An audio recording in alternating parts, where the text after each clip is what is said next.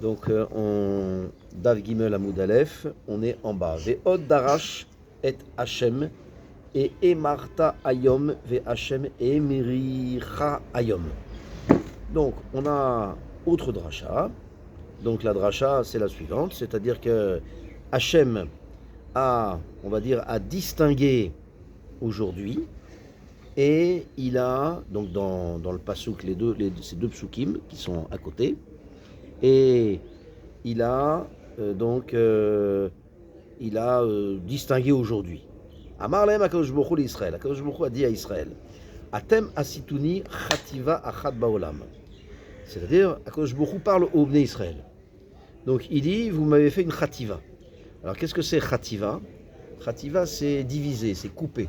Comme on voit chotve etzim, les fendeurs de bois. Donc ça veut dire il a fait une chativa, ça veut dire qu'il a fait en sorte que les Bnei Israël soient à part dans le monde. C'est-à-dire que c'est une sorte de louange.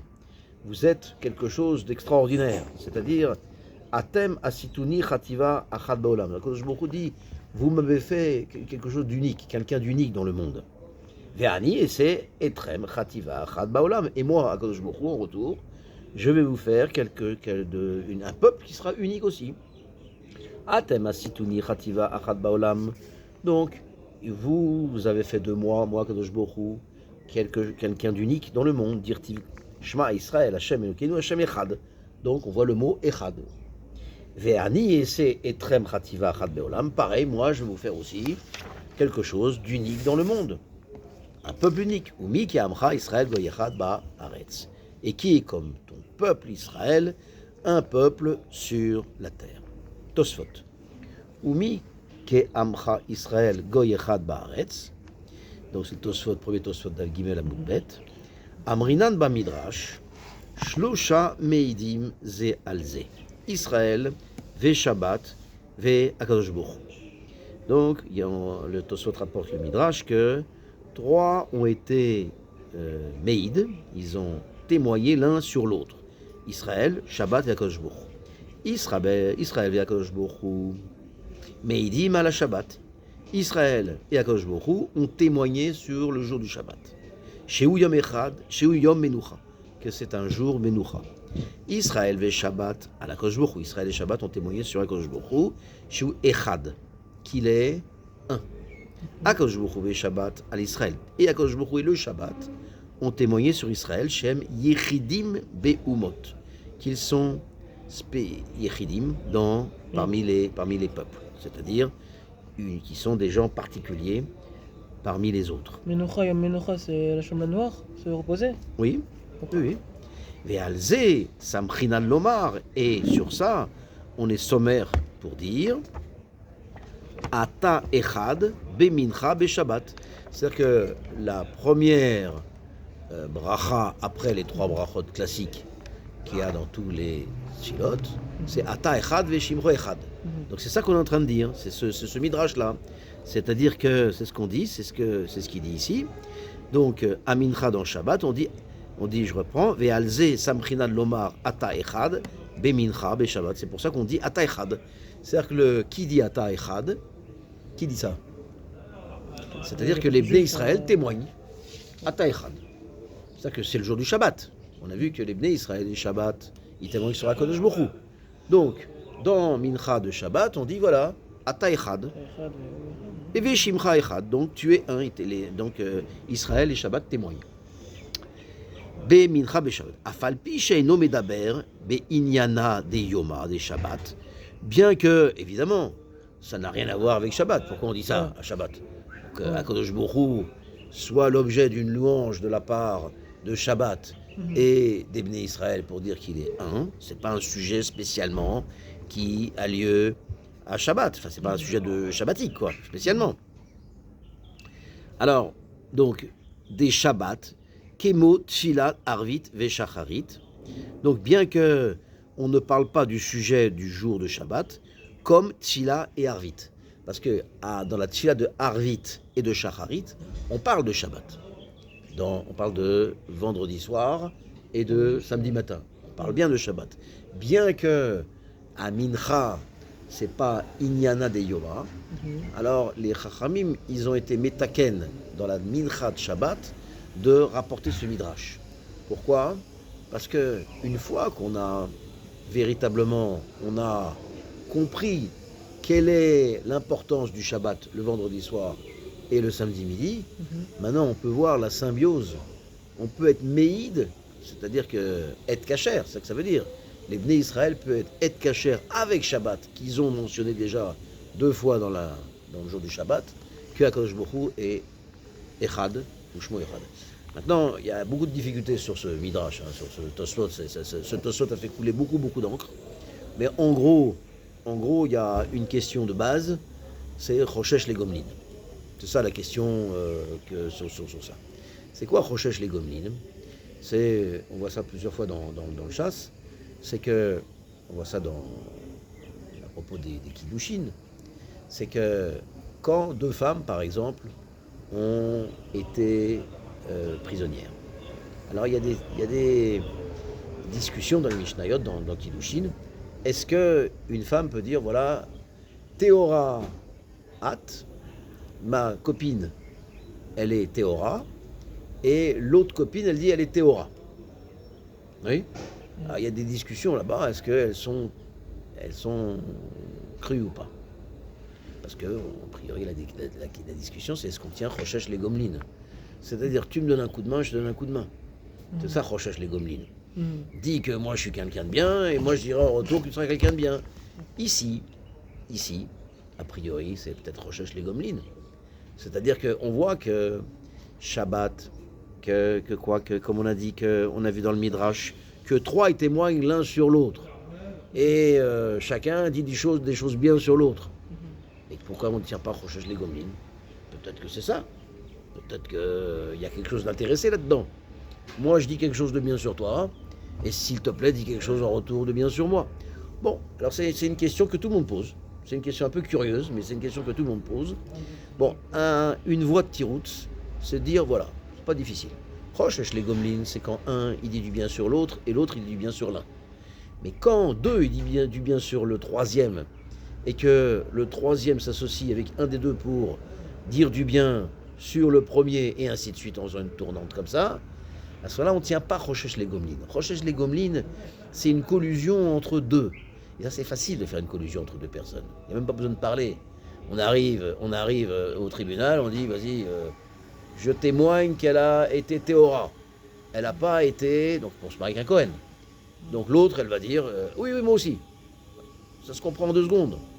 Maintenant, quand c'est à 3, c'est beaucoup plus facile de magouiller à 3 qu'à 2. C'est plus facile, c'est plus difficile. C'est comme ça. Plus on est de personnes, plus il y en a un qui vient finir par vendre la mèche.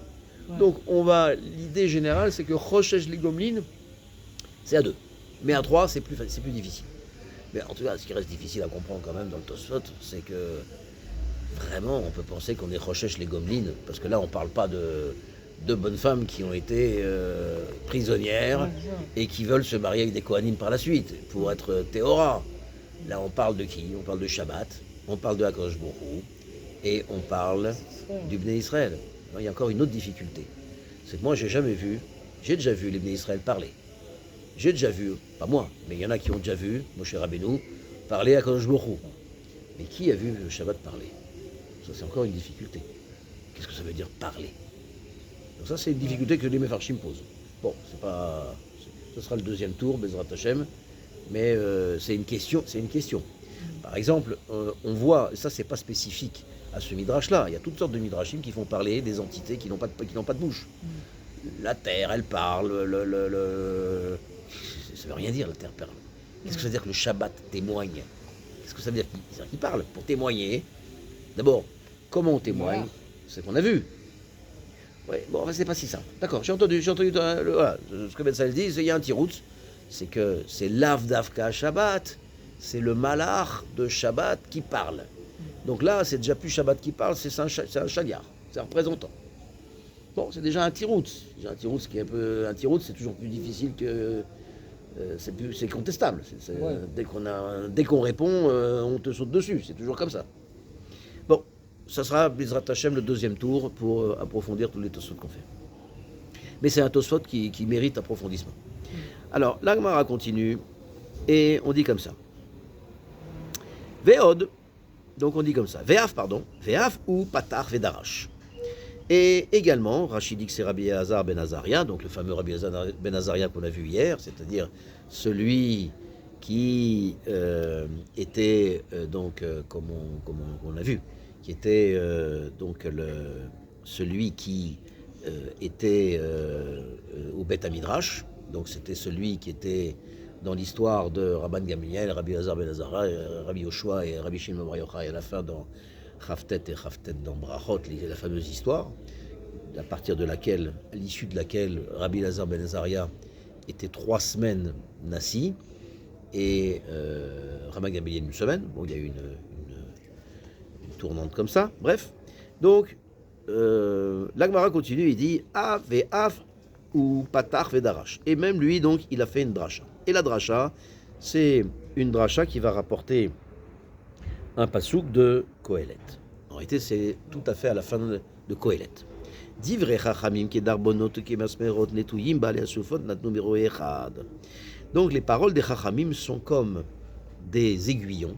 Les aiguillons, c'est quoi un aiguillon en français?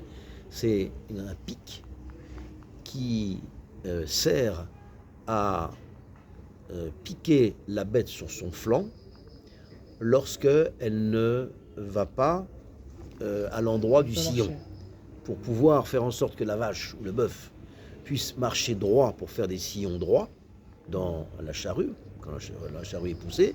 Donc on utilise un aiguillon, ça s'appelle un aiguillon. En réalité c'est un fouet en plus, qui fait plus mal. Ouais. Un fouet ça fouette, un aiguillon ça pique. Ouais. Donc la bête elle est tout de suite elle est pas contente. Alors, divrei chachamim, les chachamim, paroles de chachamim, sont comme des aiguillons, ou kemasmerot, comme des clous, netuyim, comme des plantes, baalei asufot, les maîtres des assemblées, natnu miro echad, ont donné à partir d'un seul berger. La Gemara demande l'amanim chez nous divrei Torah les darban. Alors ça, ce pasouk dans Kohelet, c'est l'histoire du peuple juif depuis le début jusqu'à ce jour. Pourquoi? Parce que l'amanim chez nous divrei Torah les darban. Pourquoi les paroles de Torah se ressemblent, sont comparées à un aiguillon. L'omar pour dire, l'omar lecha pour te dire. Ma darban ze mekaven et apara letalme leotzi chaim leolam. De la même manière qu'un aiguillon, alors il fait en sorte que la vache, elle reste dans le sillon pour faire sortir la vie. C'est-à-dire grâce à ça, il va avoir du blé dans le monde. Et donc va pouvoir manger. Av divrei Torah mekavnim et l'homme dehem et darkei mital et darkei chaim. De la même manière, eh bien, on sort de la mort grâce à l'aiguillon. Alors les paroles de Torah vont faire sortir de la mort ceux qui l'étudient. Parce que grâce à ça, on va passer de darkei mita à darkei chaim. Là, Gemara pose une question. Ma darban ze metaltel. Oui, mais alors, les paroles de Torah, donc c'est metaltel. Metaltel. C'est un metaltel, un aiguillon. Alors, Av divrei Torah metaltelim. Donc les paroles de Torah, elles changent en fonction de chaque génération. Ce qui est valable hier, par exemple, de ne pas manger du cochon, aujourd'hui, c'est plus valable. Parce qu'on ne mange pas du cochon. Pourquoi on ne mange pas du cochon avant? Parce que c'est sale, parce que ça crée des maladies. Mais aujourd'hui, on a des conditions très satisfaisantes en matière de salmonellose, etc. Cochon vegan. Voilà, donc ça c'est d'Armonote. Donc ça c'est la vamina du pasouk. Réponse, Talmud Lomar, Masmerot. Non, en réalité c'est comme des clous. C'est comme des aiguillons, mais aussi c'est comme des clous. À savoir, Ima, Masmerze, Chaser, Veloïter. Alors, c'est comme des clous, ça ne bouge pas. Le clou, il est bien fixé dans le mur. Donc, en réalité, les paroles de Torah ne bougent pas. Ah, alors, si les paroles de Torah sont comme des clous, alors, qu'est-ce qu'on va dire? On va dire que Ima, Masmerze, Chaser, Veloïter, Av divrei Torah, Chaser, Veloïterin. Alors, un clou, qu'est-ce que c'est un clou? Ça c'est Chaser, c'est-à-dire que quand on plante un clou, ça prend de la matière. Veloïter, mais ça ne porte rien un clou. Pas rien. Alors pareil, ceux qui étudient la Torah, alors c'est des clous. C'est-à-dire qu'ils enfoncent, c'est-à-dire qu'ils prennent les allocations familiales grâce aux impôts que nous, Nous qui ne sommes pas, nous, l'homme des Torah, on paye. Oui, et véloïtaires, ils amènent rien. C'est ce qu'on appelle en français des parasites. Exactement. Alors, c'est ce qu'il dit. Ima, masmer, ze, chaser, véloïtaire, avdivre Torah, chaserin, véloïtérin, ils apportent rien. Réponse, Talmud Lomar, netouïm. Le passou qui vient dire, non. C'est aussi netouïm. Qu'est-ce que c'est netouïm? Ma netia, pas zou, paraveraba, avdivre Torah, parin, verabin. De la même manière que les netouïm, c'est-à-dire les plantes. Alors, ça se croît et multiplie. Eh bien, les paroles de Torah ont le pouvoir de faire croître et multiplier. Donc, ceux qui énoncent des paroles de Torah, contrairement à ce que l'avamina du Passouk, en tout cas quand on arrive à Masmerot, eh bien, c'est pas des parasites. Parce que même si ça se voit pas, ça crée toutes sortes de fleurs, toutes sortes de plantes, toutes sortes de... C'est paraveraba. Alors, l'Agmara dit, continue et dit, ou balé à Soufot. Qu'est-ce que c'est le Passouk balé à Soufot? Les maîtres des assemblées. Et l'ou talmidei chachamim sheyoshvim asufot asufot. Veoskim batora, ce sont donc les maîtres des assemblées, c'est-à-dire ce sont les talmidei chachamim qui s'assoient en groupe et qui s'occupent de Torah. Alalou metameim, alalou metaim, alalou osrim, alalou metamatirim, alalou poslim, alalou marchirim. Alors ceux-là, qu'est-ce qu'ils font? Eh bien, ceux-là, ils disent que ça c'est tamé, et d'autres ils disent que c'est taor. Certains disent que c'est assour, d'autres ils disent que c'est moutard, d'autres ils disent que c'est pasoul, d'autres ils disent que c'est kacher. On comprend rien. On ne comprend rien. Alors, le Shema Yomar, alors si c'est comme ça, peut-être que tu vas dire Shema Yomar Adam. Un homme, il va dire Chani lomet Torah meata. Comment je peux étudier la Torah dans ces conditions? Mettez-vous d'accord, et à ce moment-là, je viendrai quand vous serez d'accord, et à ce moment-là, je pourrai étudier. Talmud Lomar vient le pasouk qui dit Kulam, c'est la suite du pasouk. Kulam natnu meroecha. Tout, en réalité, a été donné à un seul berger, c'est à Moshe Rabbeinu. Même si tu vois que tout a été divisé, chacun y pense à chaque fois autre chose, malgré tout, Kulam natnu meroechad. Quel echad natnam parnes echad mamram. Donc c'est un berger qui l'a donné, et c'est Akadosh Baruch Hu qui l'a donné. Et il y a un Parnas, c'est-à-dire il y a un chef, qui est Moshe Rabbeinu, qui leur a dit Miyadon akol amasim, d'où il le sait, c'est du maître des actions, c'est Akadosh Baruch Hu, dirtiv comme c'est écrit, Vaidaber Elokim et kol adevarim haele, comme il a dit, Akadosh Baruch Hu a dit à toutes ces paroles-là, Afata seoznecha ki afar keset. Et pareil, toi, tu dois faire de ton oreille un afar keset. Afar keset, c'est un entonnoir. Un entonnoir, à la base, c'est large, et en bas, c'est étroit. Alors pareil, Kanelecha, lève, achète-toi un cœur, mais vin nishmoa, qui va comprendre, qui pour entendre, et divrei metameim, et divrei matirim, et divrei osrim, et divrei matirim, et divrei poslim, et divrei bashirim. Donc, il faut s'acheter un instrument qui s'appelle un entonnoir pour pouvoir comprendre que toutes ces paroles totalement contradictoires, elles sont en réalité indispensables, et ça représente une seule vérité. Mais Lachon Azé Amar Lahem, et donc, dans ce Lachon-là, il leur a dit Endor Yatom chez Rabbi Elazar ben Azaria, Sharoui Betocho. Donc c'est pour ça que Rashi dit que c'est Rabbi Elazar ben Azaria en haut. Mais en réalité, c'est une marloquette Rishonim. Mais on va prendre le pshat de Rashi, c'est-à-dire que si c'est comme ça, on dit que une génération, c'est clair que c'est Rabbi Elazar ben Azaria qui a dit ça. Une génération qui a Rabbi Elazar ben Azaria Betoro dans son sein, alors donc elle ne peut pas être yatom, elle ne peut pas être orpheline. C'est-à-dire quelqu'un qui a Rabbi Elazar ben Azaria, il n'y a pas de problème. L'Agmara pose une question. Velimrou, hein? Quel rapport Quel rapport? C'est que il était très surpris que quand on a quelqu'un comme Rabbi Elazar ben Azaria, c'est quelque chose on peut pas, on n'est pas désemparé, on a un roc dans notre génération. L'Agmara pose une question. Velimrou le bedia. Mais pourquoi il l'a pas dit explicitement? Alors ça fait quoi? C'est quoi cette question? Cette question, c'est qu'on revient à Dav Gimel Amoud Aleph dans le Tanour Rabbanan. Tanour Rabbanan, Maase Rabbi Yochanan ben Broka, Rabbi Yazan ben Chisma, Shealchou le'agbil Rabbi Yoshua bePekin. Amar lahem ma chidush bet Midrash Hayom. Amrou lahem Talmidech anu umimech anu shotim. Donc ils n'ont pas voulu répondre. Pourquoi ils n'ont pas voulu vous répondre? C'est la question qui pose ici. Mais l'imrou les bédia, qui disent les choses. La fameuse dracha que lama en baim, keden liten srar les meveyen. Qu'est-ce qu'il y a? C'est un grand drame de répondre à un rave qui dit qu'il est le chilouche du jour. Alors il dit Mishum Maaseshaya. En réalité, pourquoi ils n'ont pas voulu répondre? Mais à cause de l'histoire qu'il y a eu. Alors, Détania, parce qu'on a une braïta qui dit Maase Rabbi Yossi ben Dourmaskit Shalar Leakbil Pene Rabbi Lazar Belod. Il y a eu une histoire de Rabbi Yossi ben Dourmaskit et qui a été donc voir comme c'est la mitzvah d'aller voir chaque régel, d'aller voir son rave pour prendre une bracha. Donc il a été voir son rave, Rabbi Yossi ben Dourmaskit. Il a été voir son rave, donc qui est donc à Lod, qui habitait Lod. Et c'est Rabbi Lazar. Amarlo, il lui a dit, Ma chidouche ayom bebet amidrash. Quel est le chidouche du jour au bet amidrash?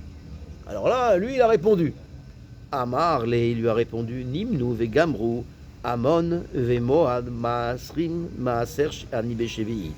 Il a dit, voilà, le chidouche du jour, c'est que nous, on s'est réunis, nous, à la yeshiva, et on a décidé que dans Ammon et Moab, donc les territoires de Ammon et Moab, on fait la Maaser Ani, on va instituer Maaser Ani le 7e jour.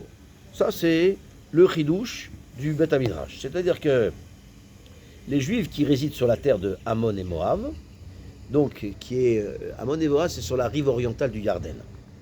Donc, ils ont été, donc ces villes ont été conquises donc sont été conquises par Sichon et Og. Ils ont été conquises, Ammon et Moab a été conquis par Sichon et Og, deux rois. Avant le Moshe. Oui. Avant la mort de Moshe. Avant Moshe. Et après, qu'est-ce qu'il a fait Moshe Rabbeinu? Donc, il a conquis ces territoires-là. Il a conquis ces territoires. Donc, qu'est-ce qui s'est passé? C'est que Ammon et Moab, donc il a été conquis par Moshe, et conquis par Moshe, ces villes ont été, enfin ces territoires ont été sanctifiés, ce qu'on appelle de la Gdusha d'Eretz Israël. C'est-à-dire qu'ils ont été sanctifiés de sorte que, puisqu'il y a une Gdusha, alors donc il y a eu donc les maasré, tous les maasrot ont été valables, ont été mis donc on devait faire les maasrot. Et du temps de Rabbi Yossi ben Dourmaskit, cette sanctification est tombée en désuétude. Oui, parce qu'avec le temps, parce que ça on parle de très loin, on parle de Moshe Rabbeinu, c'est bien avant Rabbi Yossi ben Dourmaskit. Donc il y a eu la galoute, tout le monde est parti à Bavel, etc.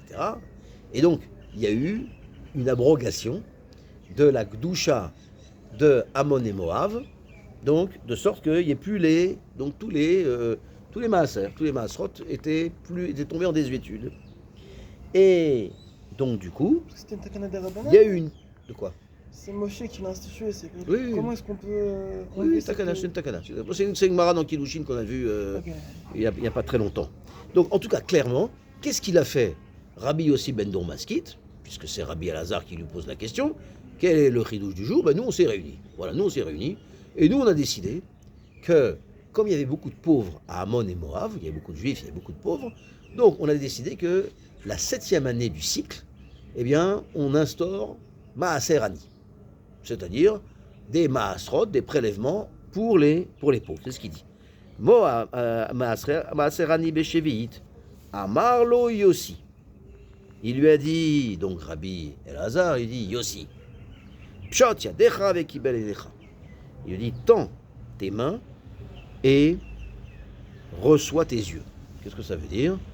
Ça veut dire que tends tes mains. C'est quoi tends tes mains? C'est-à-dire que toi, tu as pris dans la main des choses qu'il ne fallait pas prendre, qu'il ne fallait pas faire. Et Pshot yadecha, einecha, ça veut dire tends tes yeux. Il y en a qui disent que ses yeux sont tombés dans les mains de Rabbi Elazar. Non. Pachat yadav vekibel enav. Bon, qu'est-ce qu'il a fait? Il a tendu ses mains, il a tendu ses yeux. Bon, en un mot, il était très mal, Rabbi. Il était tout fier, Rabbi Yossi ben Dourmaskit, de dire ce qu'il a fait, le chidouche du jour. Visiblement, Rabbi Elazar, il n'était pas très content. Bacha Rabbi Elazar, il a commencé à pleurer vers Amar, il a dit Sod, Hachem lireav derito leodiam. Le secret d'Hachem, c'est pour ses craignants, et son alliance, c'est pour ceux qui le connaissent. Amarlo, il lui a dit Lech. Il lui a dit Rabbi Elazar, Rabbi Yossi ben Domaskit, va.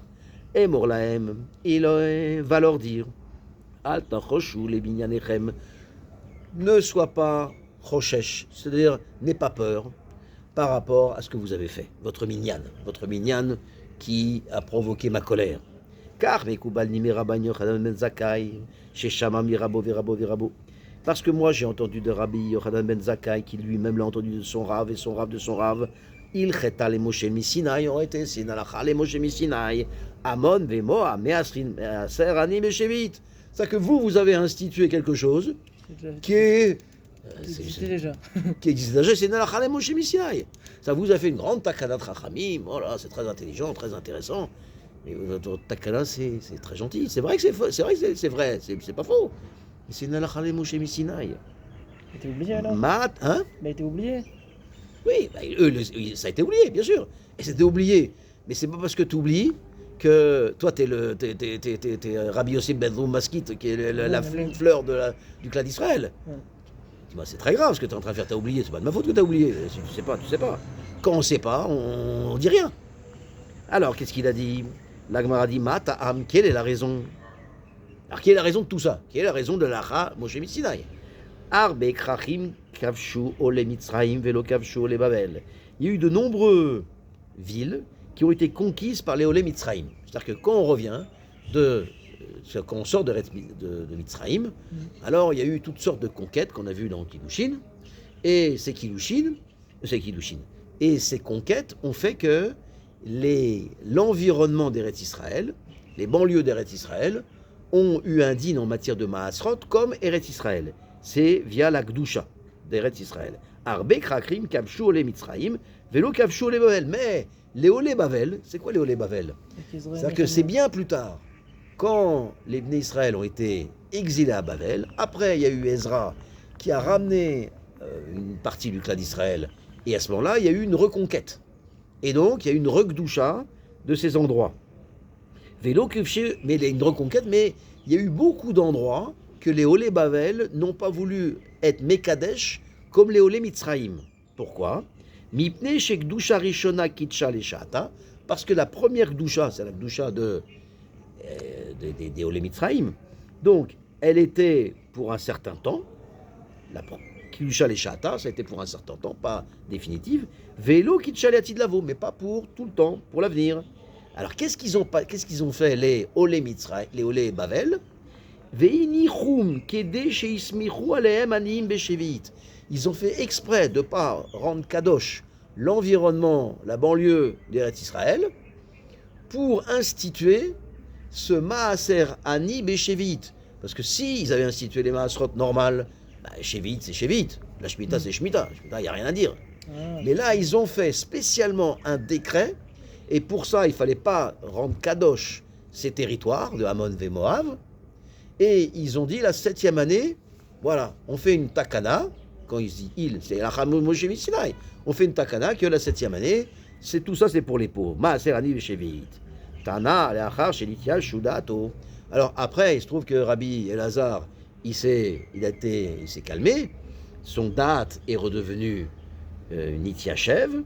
Amar, il a dit Yeratson Shechazru Ene Yossi Bimkomo Vechazru. Alors il a dit que Yeratson, que les yeux de Yossi puissent être guéris, et la Gemara, happy end, dit que Yossi a recouvré la vue. Tosfot, Amon Vemoav, Tosfot on le fera plus tard.